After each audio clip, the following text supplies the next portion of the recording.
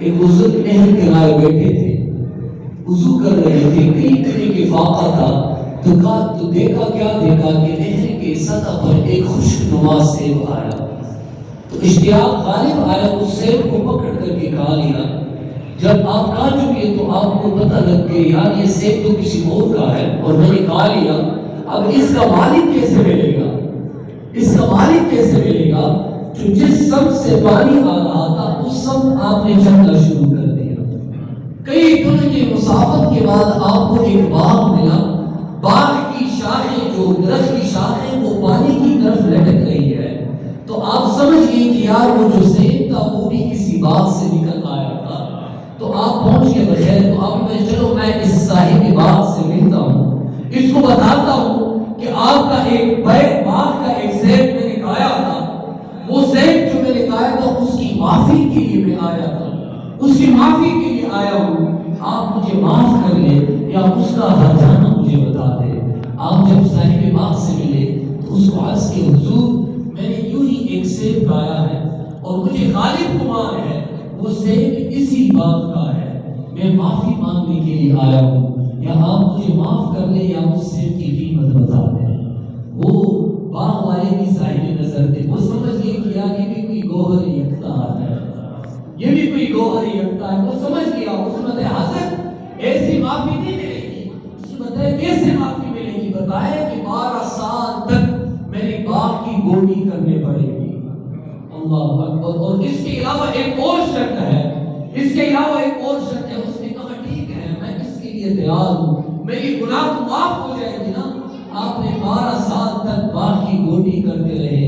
ایک دن صاحب باغ نے کہا میں بزرگ ایک سیب کاٹ کر لے کے آؤ، اتار کر لے کے آؤ، مہمان آئے ہیں، مہمان آئے تو آپ نے سیب کاٹ کر اتار کر کے لے کے آئے۔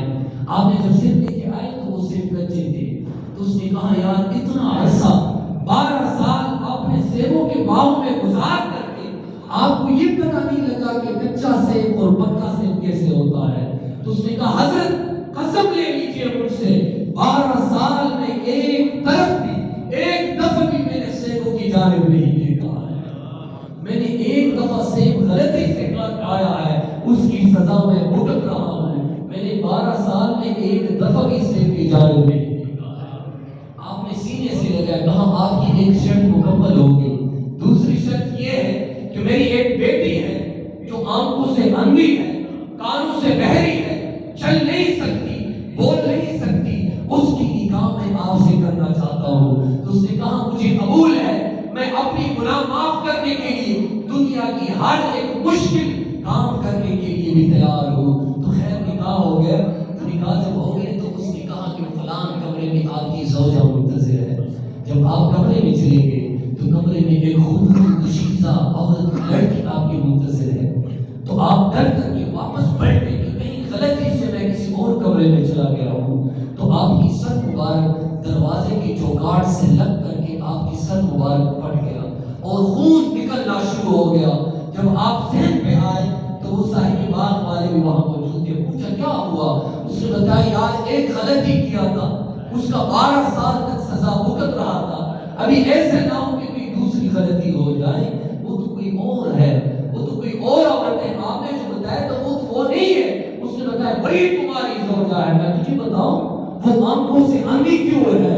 اس نے پوری زندگی کسی غیر محرم کو نہیں دیکھا۔ میں تجھے بتاؤں وہ بول سکتی کیوں نہیں ہے؟ اس نے پوری زندگی کسی غیر محرم سے کلام نہیں کیا ہے۔ میں تجھے بتاؤں کہ وہ کانوں سے بہرے کیوں ہے؟ اس نے پوری زندگی کسی غیر محرم کی آواز نہیں سنی ہے۔ میں تجھے بتاؤں وہ چل کیوں نہیں سکتی ہے؟ اس نے پوری زندگی چل کر کے گھر کی چوکھٹ سے دہلیز کے آگے قدم نہیں لگایا ہے۔